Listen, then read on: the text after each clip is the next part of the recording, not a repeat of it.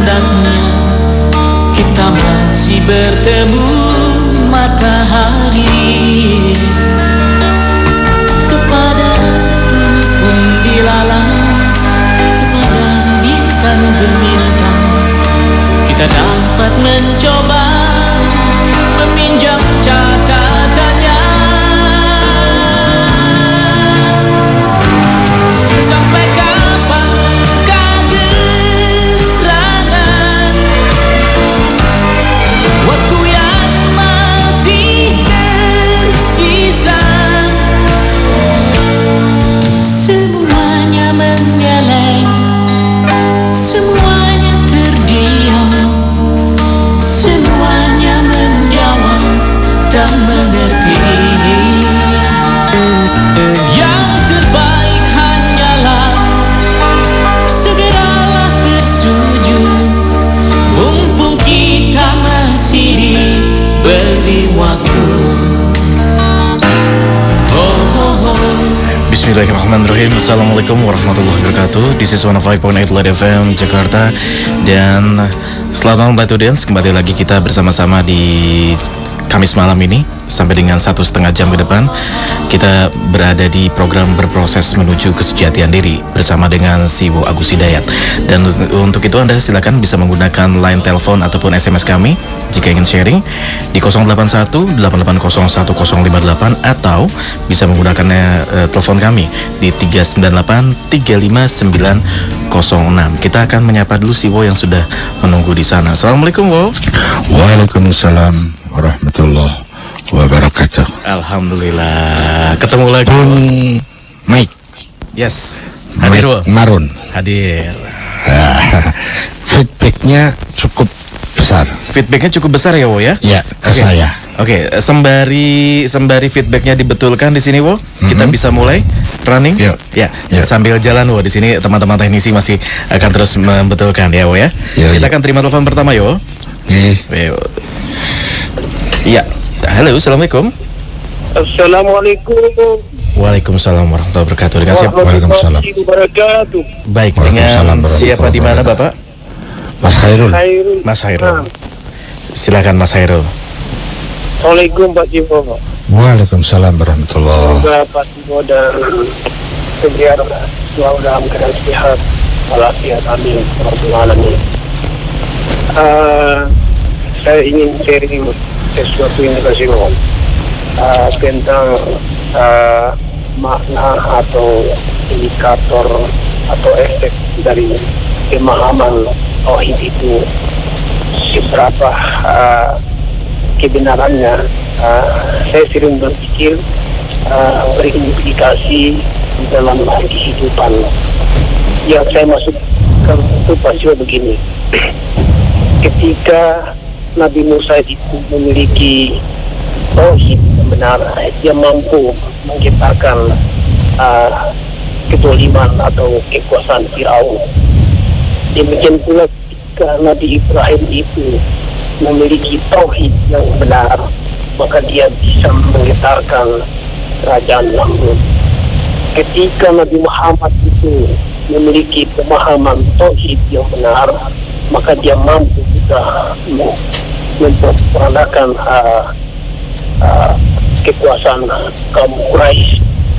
Nah, ketika makna-makna itu ditarik dalam kehidupan kekinian, kadang saya sendiri berpikir, ini ketika saya memahami tauhid ini, rasa-rasanya saya bisa menggetarkan atau taruhlah memperbaiki sebuah tatanan kehidupan sosial itu.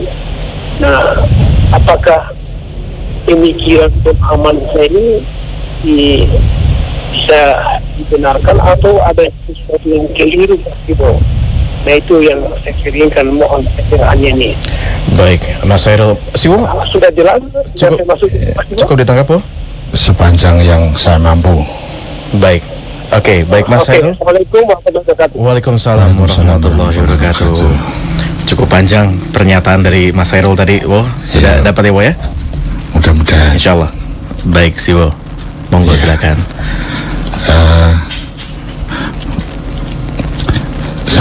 Saya minta tolong. Feedbacknya masih lumayan. Masih lumayan ya, Wo ya. Di sini juga masih coba dibenarkan, Wo. Ya. Atau kalau saya pas ngomong, ini yang di telinga saya lepas saja ya. Jadi nggak keganggu feedback. Monggo, Wo. Monggo, silakan.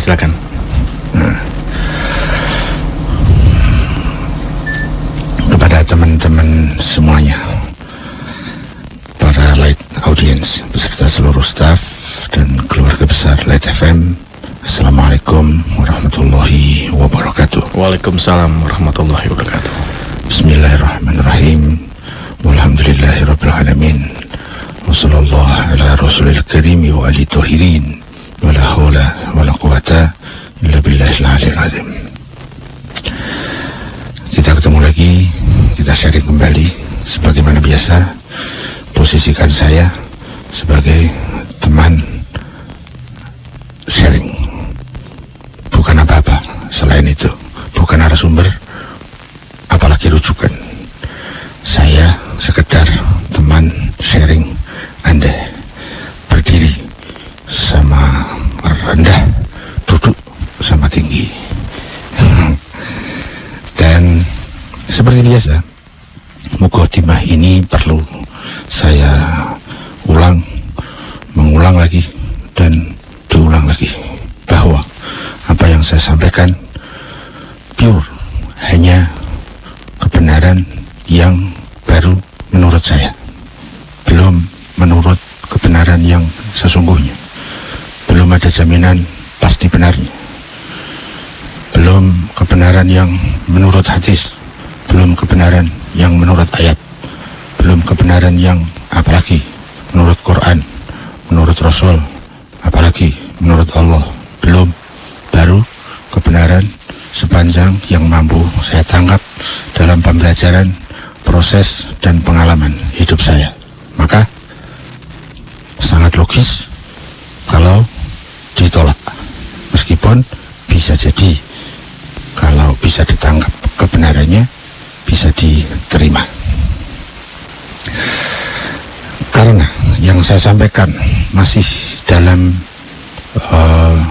wilayah kebenaran relatif, belum ada jaminan pasti benarnya, maka kita perlu hati-hati. Jangan tergesa diterima, jangan tergesa ditolak. Kalau ada difahami salah, buang ke tong sampah. Kalau bisa difahami benarnya, kebenaran yang argumentatif, bukan sekedar yang doktrinal, maka seyogyanya dalam rangka berproses kita coba menyatu dengan kebenaran yang sudah mampu kita pahami tersebut. Kita masuk ke topik pertama. Mas Khairul Usman dengan segala semangatnya, terima kasih, beliau mengangkat masalah yang saya tangkap keterkaitan dengan masalah tauhid. Lalu apa indikasinya di dalam mekanisme kehidupan sosial. Beliau contohkan pada saat tauhid itu dibawa, dihidupkan, dipraktekkan pada Nabi Musa, dan beliau bisa mengalahkan Fir'aun. Pada saat dipraktekkan oleh Nabi Ibrahim, beliau mengalahkan Namrud. Pada saat dipraktekkan oleh Nabi Muhammad, maka beliau bisa memenangi terhadap kaum kafir Quraisy. Itu yang bisa saya tangkap. Kemudian pertanyaannya, apakah itu merupakan satu indikasi bahwa tauhidnya benar atau tidak? Ya, saya akan mencoba apa yang ada dalam diri saya dengan segala kapasitas keterbatasannya. Saya akan memulai dulu dari menghadapi masalah benar.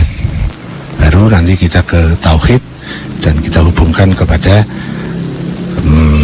kaitannya dengan menang atau kalah dan terkait dengan masalah sosial. Mungkin agak panjang, tapi akan saya usahakan untuk lebih singkat. Benar. Apakah benar? Sepanjang yang saya tahu, benar adalah sesuatu yang sesuai, pas dengan realitasnya. Realitas bukan sekedar dibatasi oleh hal-hal yang empiris, physically. Realitas pada saat sesuai dengan eksistensi, dengan segala kediriannya dan fungsionalnya masing-masing.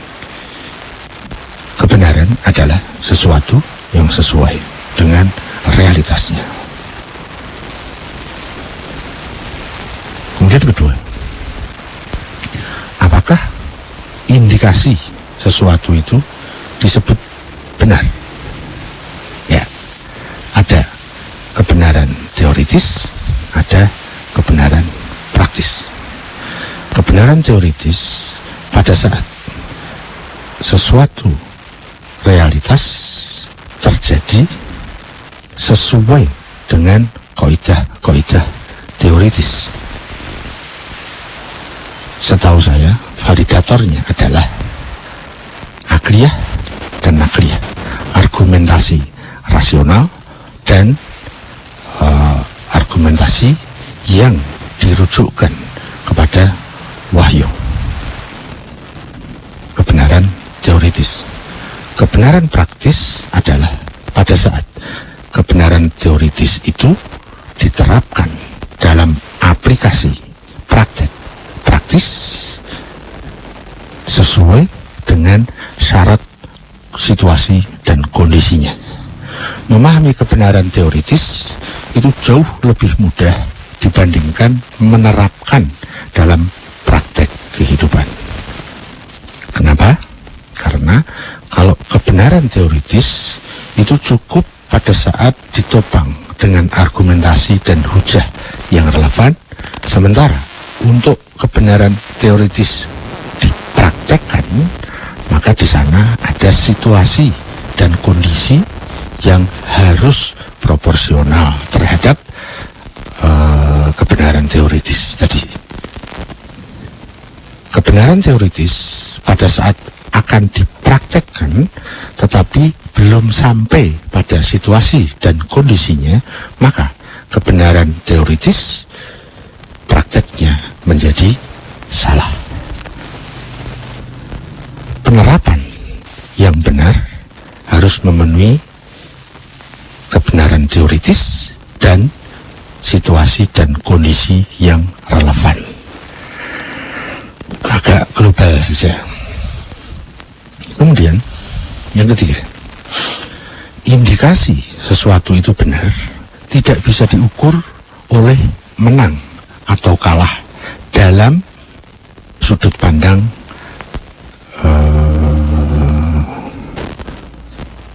physically, dalam sudut pandang eksak, ya, dalam sudut pandang apa ya, sering disebut apa ya, konkret, ya. Jadi kebenaran tidak bisa diindikasikan, apalagi divalidatori dengan kemenangan dalam dunia sosial.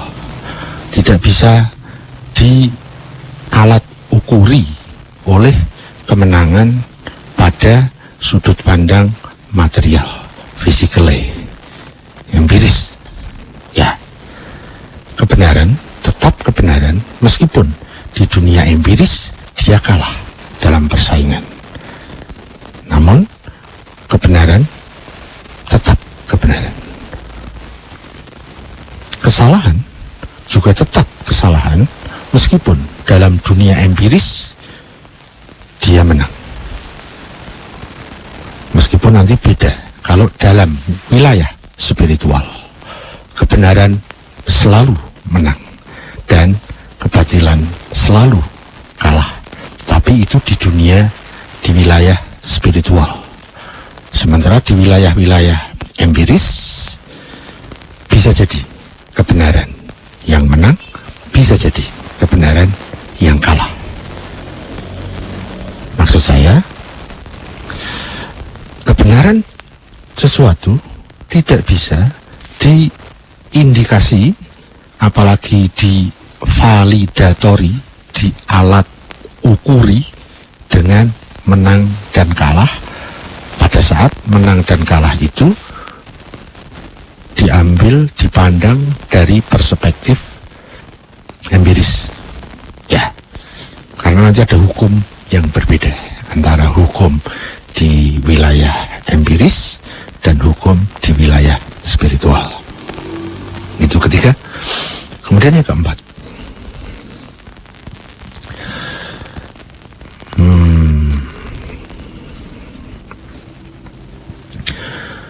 mekanisme sosial.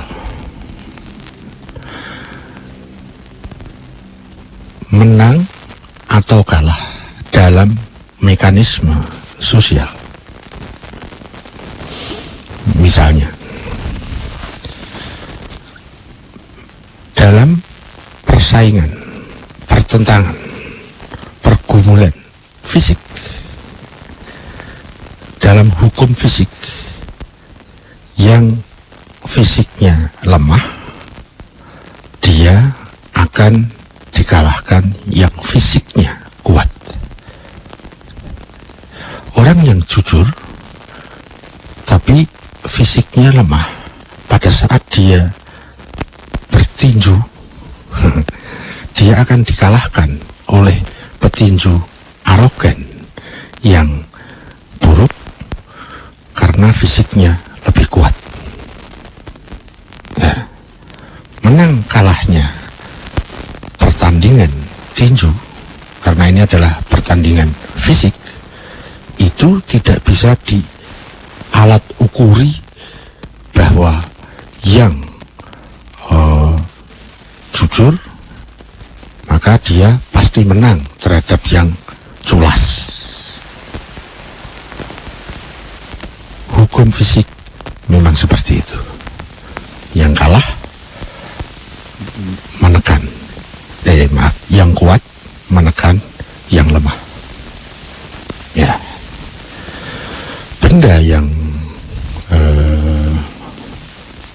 rapuh pada saat ditandingkan dengan benda yang kuat, maka benda yang rapuh pasti kalah. Itu ada hukum tertentunya. Di daerah hukum fisik, tangan yang lemah, meskipun orangnya jujur, pada saat beradu panco, panco itu engkol apa itu ya, kalau menghadapi otot tangan yang kuat, meskipun itu milik orang jahat, maka adu panco itu sesuai hukum empiris fisikal dimenangkan oleh otot yang lebih kuat. Ya, jadi di dalam dunia empiris, menang kalahnya sesuatu tidak bisa menjadi alat ukur benar atau salahnya sesuatu itu. Dalam kisah yang diangkat oleh Mas Khairul, Nabi Musa menghadapi Fir'aun, Ibrahim menghadapi Namrud, Muhammad sallallahu alaihi wasallam menghadapi kafir Quraisy. Ya, kalau yang kita ambil adalah kalah menangnya dalam dinamika sosial empiris, maka nanti berarti Nabi Isa salah. Ya, kalau alat ukurnya itu banyak di dalam sejarah nabi-nabi, bahkan banyak nabi yang dibunuh bahkan dimutilasi. Ya, dan kita menyaksikan dari hari ke hari dalam mekanisme sosial empiris, banyak orang-orang yang tidak berdosa kalah sama orang-orang yang arogan.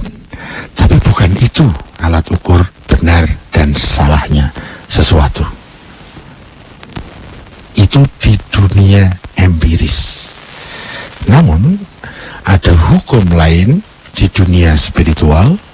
Kebenaran tetaplah kebenaran dan dia selalu menang. Kesalahan tetaplah kesalahan dan dia selalu kalah kalau di dunia spiritual. Contohnya begini, orang salah itu selalu resah. Dimanapun orang melakukan salah, dia akan resah. Orang yang melakukan kebenaran, dimanapun dia akan merasa lebih tenang. Dan itu ternyata sepanjang yang sempat saya lihat bukan hanya ada pada manusia, bahkan di dunia binatang pun. Kalau saya cermati,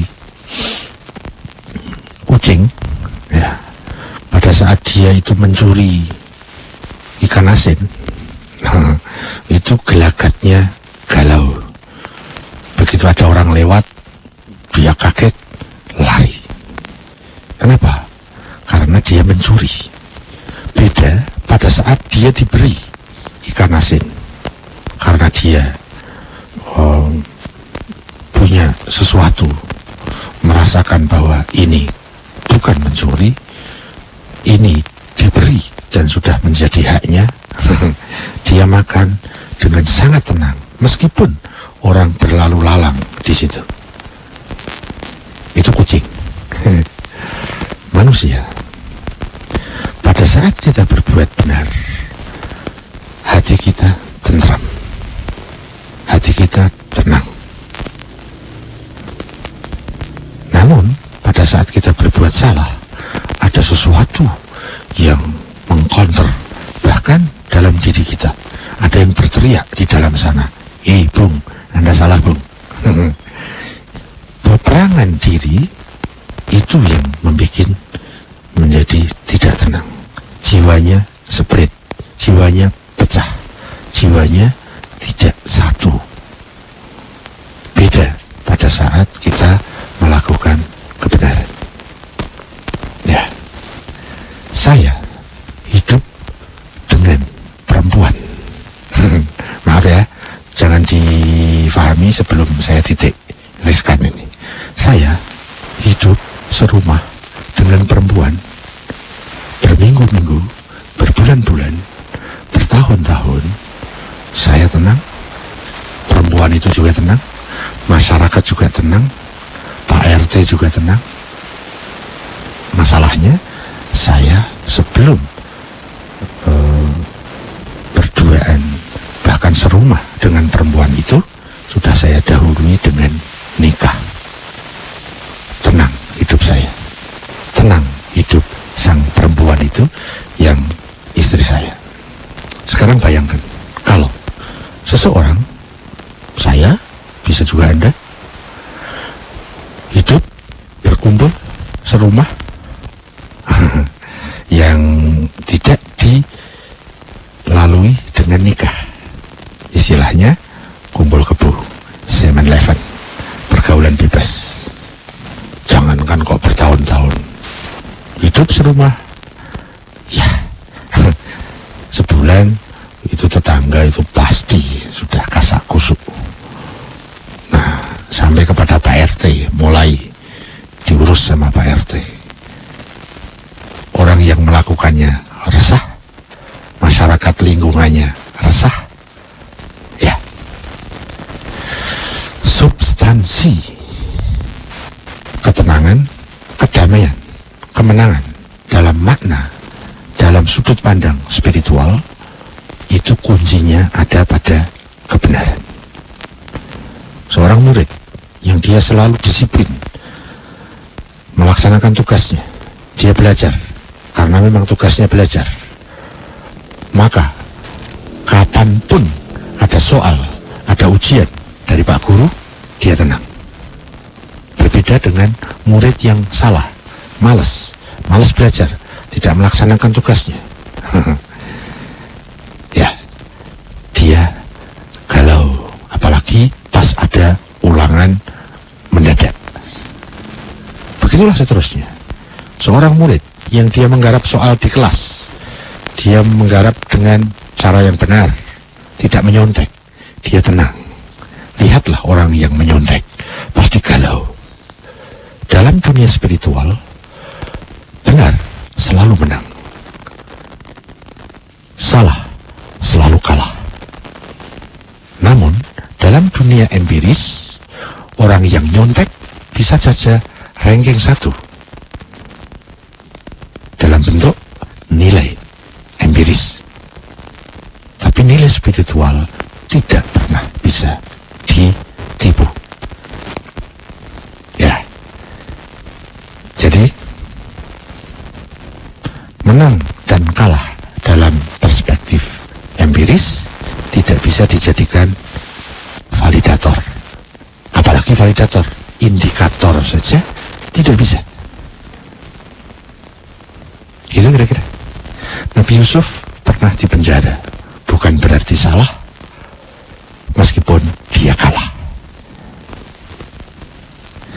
Nabi Isa, dia dikucilkan, dikejar-kejar, ke sana, ke sini, ke situ. Beliau benar, meskipun kalah.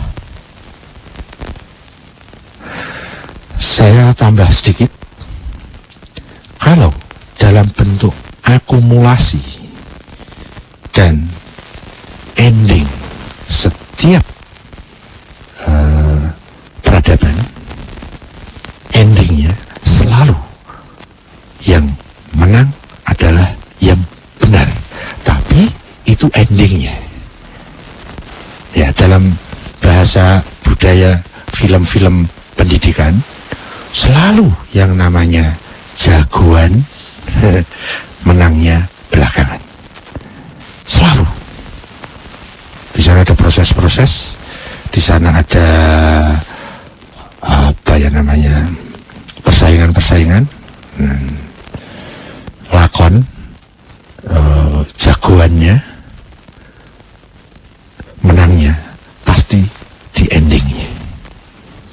Betul pada saat proses itu terjadi, disia-siakan, dilemahkan, didolimi, dikalahkan, tapi itu pada proses. Endingnya selalu yang jagoan lah yang menang, lakone mesti menang. Itu kalau dilihat dari ending dari sebuah peradaban. Nabi Isa pada proses kehidupan beliau kalah, tapi endingnya tidak. Ending dalam makna peradaban, bukan pada proses. Ya, dan seluruh hal pada saat dilihat dari endingnya, ending di sanalah terletak lebih sempurna, dan kesempurnaan selalu di ending, bukan di depan. Nah, kalau kita mengambil sudut pandang ending dari sebuah peradaban, maka kebenaran selalu menang, meskipun kita lihat dari perspektif empiris. Ya, itu adalah kajian sejarah. Dengan sejarah lah kita bisa melihat lebih global, lebih utuh peradabannya. Dan kita semua tahu, dalam seluruh pelajaran sejarah selalu yang menang adalah kebenaran. Namun kalau kita ambil sepenggal-sepenggal per fragmentasi, per episode, kemenangan empiris, kekalahan empiris tidak bisa menjadi validator benar dan salahnya sesuatu. Ya, itu kebenaran kebenaran secara umum. Kemudian yang terakhir, apalagi kalau kebenaran itu adalah kebenaran tauhid. Ya. Maka hukum kemenangan tauhid pasti adanya di spiritual. Dan ada pada ending peradaban. Bukan pada fragmen-fragmen, bukan pada episode-episode, tapi ending peradaban. Itu yang bisa saya sharingkan kepada Mas Khairul Usman. Sedikit mumpung ingat, setiap kita berbuat kebenaran, itu kita sedang membuat jalur kemenangan di endingnya.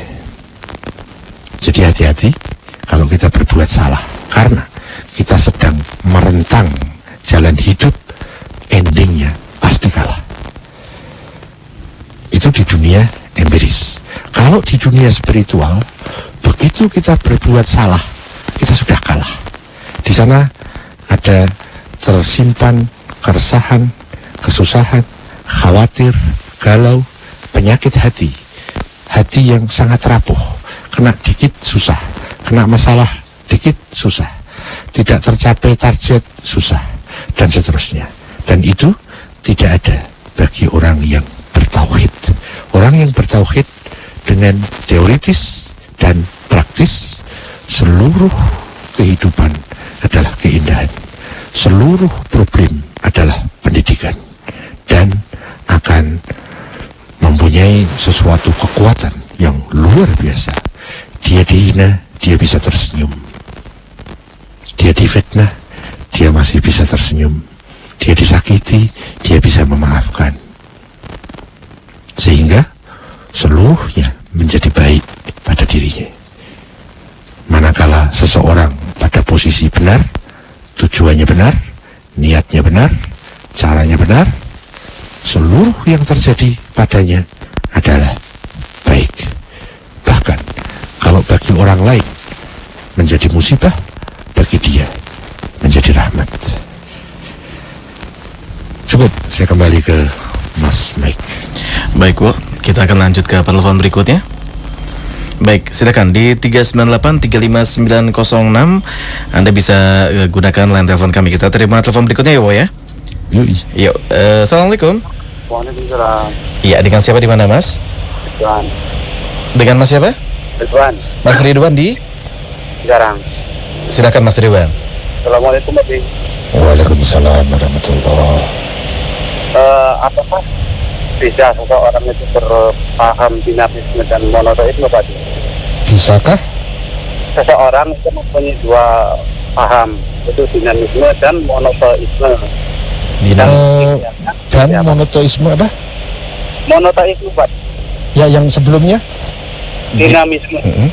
dinamisme. Iya. Dan menurut idealnya seperti apa? Dinamisme dan apa tadi? Monoteisme. Pak. Oh, mono. Yang kedua apa Mas Ridwan, bisa diulang? Idealnya menurut Pak D bagaimana? Oke. Idealnya bagaimana apanya? Ya antara kedua paham tersebut Pak D. Oh, antara kedua. Oke. Terima kasih Pak D. Baik Mas Ridwan, terima kasih. Iya, dinamisme dan monoteisme. Wow. Ya mestinya ya bukan dinamis. Yang benar yang mana nih? Ya, Siwo. Baik, kita masih menunggu sambungan berikutnya dengan Siwo Gus Hidayat. Light audience, kita masih akan menjawab pertanyaan dari Mas Ridwan di 398-35906. Anda bisa gunakan line telepon kami.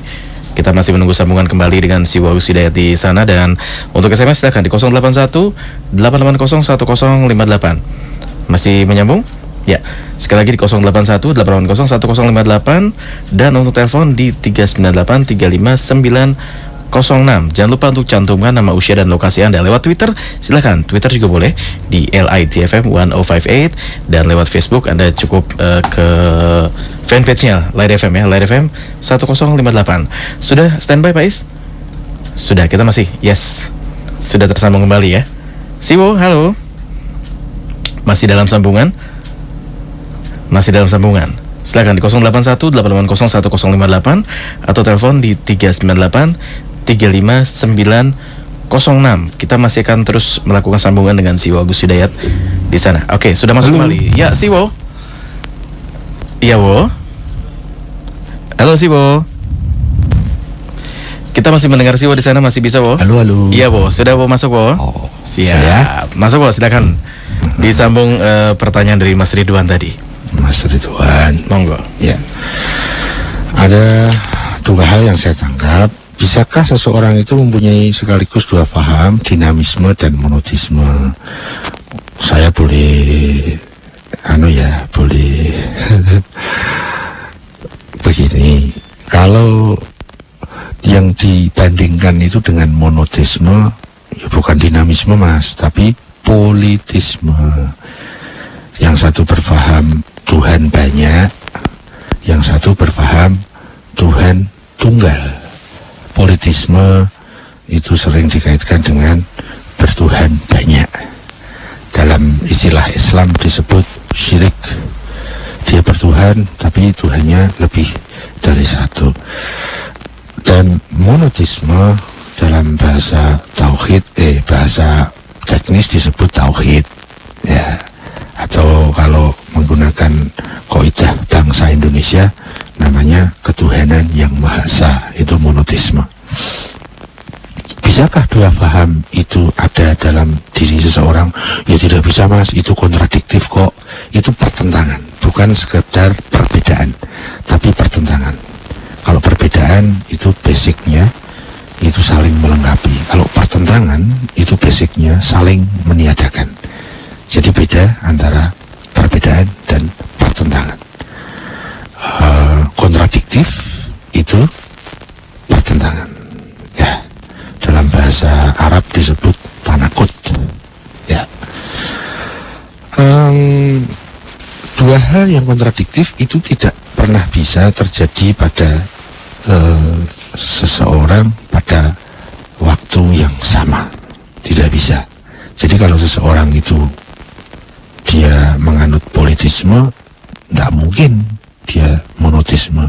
Sebaliknya, seseorang yang monotisme tidak mungkin dia politisme. Apa ya tadi?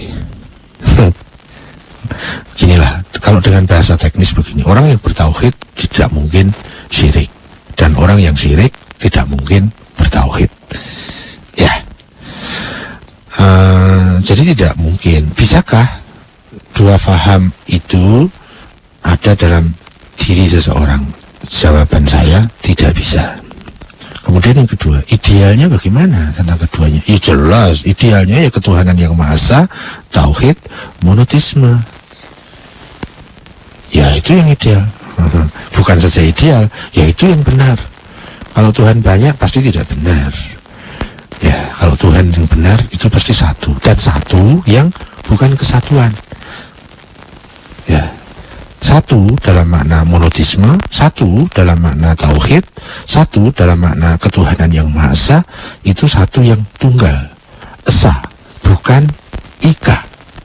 Kalau ika itu berarti berbeda, disatukan, ya, bineka tunggal ika. Tapi kalau tauhid, monotisme itu esa, satu yang tidak ada selainnya, satu yang bukan bilangan, satu yang bukan jumlah, satu yang tidak berunsur, satu yang tidak berbagian. Nah, kalau satu tapi berbagian nanti sering disebut dengan nitas. Bagian-bagiannya disebut nitas. 3 tapi 1, 10 tapi 1, 100 tapi 1 disebut trinitas, dasanitas, 100 nitas, dan seterusnya. Idealnya yang mana? Bukan hanya idealnya Mas, yang benar yang mana gitu. Ya yang monotisme gitu. Mudah-mudahan cukup. Kita lanjut ke bos. Baik, Siwo, kita lanjut lagi ya, Bo ya. Telepon berikutnya kita akan terima di 398-359-06. Assalamualaikum. Halo. Ya, assalamualaikum Ibu. Salam, Dengan siapa di mana? saya Ya. dengan Bu Niko. Dengan Ibu? Niko. Ibu Niko. Miko, Mama. Oh, Miko. Bu Miko, Iya. silakan Bu Miko langsung dengan Siwo. Jadi begini, yang tadi Siwo bilang, saya itu sangat setuju. Tapi begini ya, ada orang yang berbuat kesalahan, tetapi tidak merasakan guilty feeling, justru melakukan rasionalisasi atau pembenaran, di mana kadang-kadang justru kesalahan itu merupakan kebanggaan. Contohnya ya Cio ya, para koruptor itu kelihatannya tuh nggak bersalah ya, dan terus-terus melakukan. Itu bagaimana ya supaya bisa sadar, karena perbuatan itu bukan merugikan, banyak merugikan orang begitu. Makasih. Oke, Bu Miko, terima kasih. Assalamualaikum. Ibu Miko ya. Dari Ibu Jakarta. Niko. Terima kasih Ibu Niko.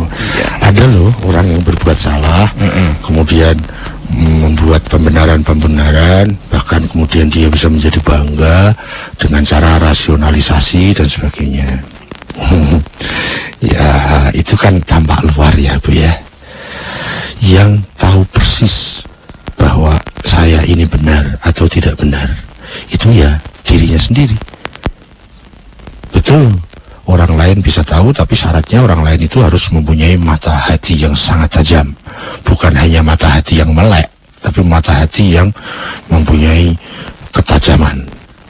Nah, orang-orang yang suci dalam fase tertentu akan mempunyai mata hati yang sangat tajam, sehingga bisa melihat tujuan seseorang, bisa melihat niat seseorang. Ya tentu yang paling tahu adalah Tuhan. Yes. Itu sudah bukan sesuatu yang perlu dibahas. Namun kalau orang-orang seperti saya kemudian melihat orang lain, kita tahu hanya dalam bentuk apa yang bisa saya fahami, apa yang bisa saya kasat matai secara kasat mata. Ya, orang bisa berdalih apa saja, orang bisa melakukan judgement, pembenaran apapun, orang bisa berlagak bangga, orang juga bisa berpose meyakinkan, dan dengan cara rasionalisasi misalnya. Ya, tetapi dirinya tidak mungkin bisa ditipu oleh dirinya sendiri.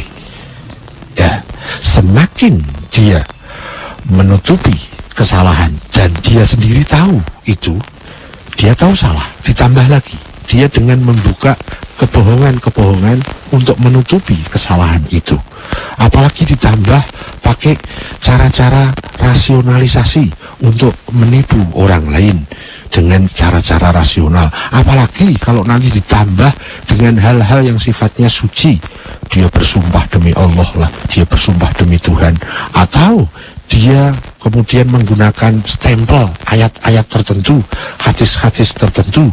Semakin dia parah dan semakin dirinya membenci dirinya sendiri, dan semakin dia mempunyai beban, orang lain bisa saja ditipu oleh gaya-gaya seperti itu. Tentu kalau orang lain itu mempunyai ketajaman di bawahnya.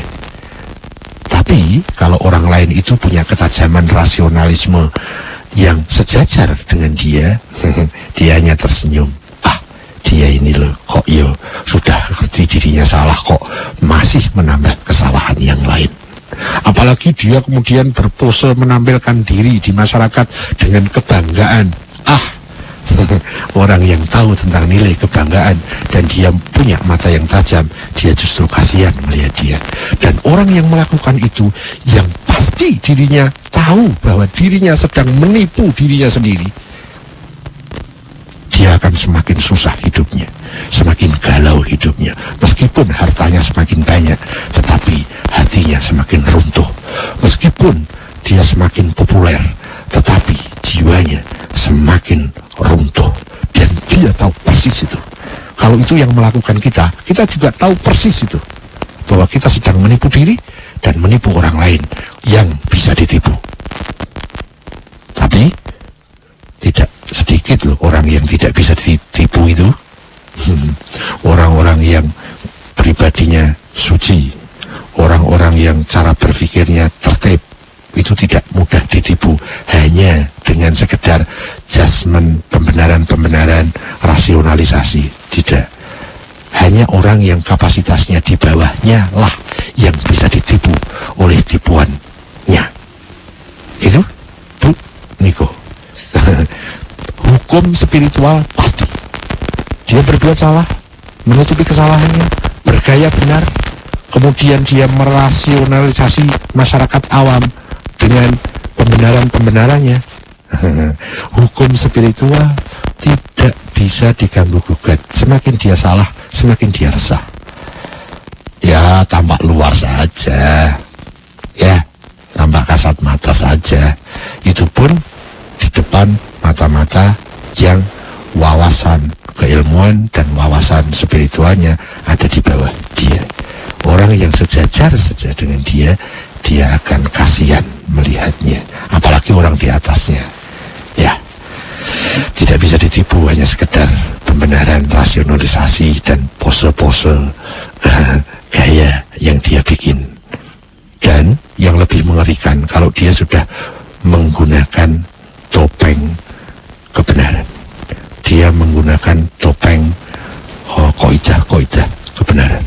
Lebih ngeri lagi kalau dia menggunakan bemper, menggunakan tameng, ayat-ayat. Sudahlah, semakin parah dia, semakin hancur dia, semakin runtuh dirinya. Tapi dia tetap berpose dan bergaya gagah di depan sosial. Dia sedang menipu dirinya, menipu orang banyak, dan dia tahu persis bahwa dirinya tidak bisa ditipu, dan orang-orang yang mutu hidupnya di atasnya tidak bisa ditipu, dan pasti Tuhan tidak pernah bisa ditipu. Gitu kira-kira Mbak Niko. Saya lanjut ke Bro Mike. Siap, Siwo, Bu Miko, terima kasih banyak. Kita masih ada 10 menit, kita terima telepon satu lagi ya, Bu ya? Boleh. Baik, kita terima telepon berikutnya. Assalamualaikum. Waalaikumsalam. Dengan siapa di mana, Mas? Dengan Aditya di Bekasi. Mas Aditya di Bekasi, silakan Mas Adit. Assalamualaikum Siwo. Waalaikumsalam. Siwo, mohon sharingkan tentang kemuliaan akhlak para orang-orang suci Kemuliaan dalam hidup. Orang suci.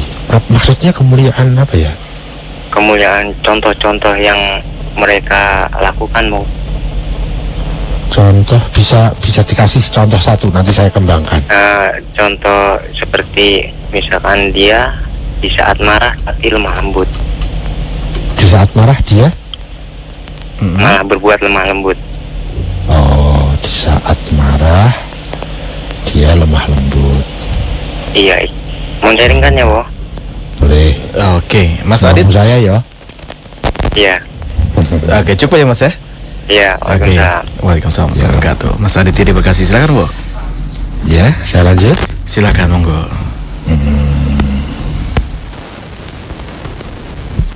Mas Aditya di Bekasi. Kemuliaan akhlak orang-orang suci. Apakah kemuliaan beliau, dan beliau mencontohkan misalnya di antara kemuliaan akhlaknya orang suci itu di saat dia marah dia malah lembut. Ya, saya akan coba menanggapi. Kemuliaan saya tidak bahas, orang suci saya juga tidak bahas, tetapi akhlak ini kayaknya perlu saya sedikit garis bawahi. Kenapa? Karena dalam bahasa sosial, dalam bahasa masyarakat, akhlak itu sekarang nilainya sudah turun drastis menjadi etika, menjadi sopan santun, menjadi unggah-ungguh. Itu penurunan nilai yang luar biasa. Paling tidak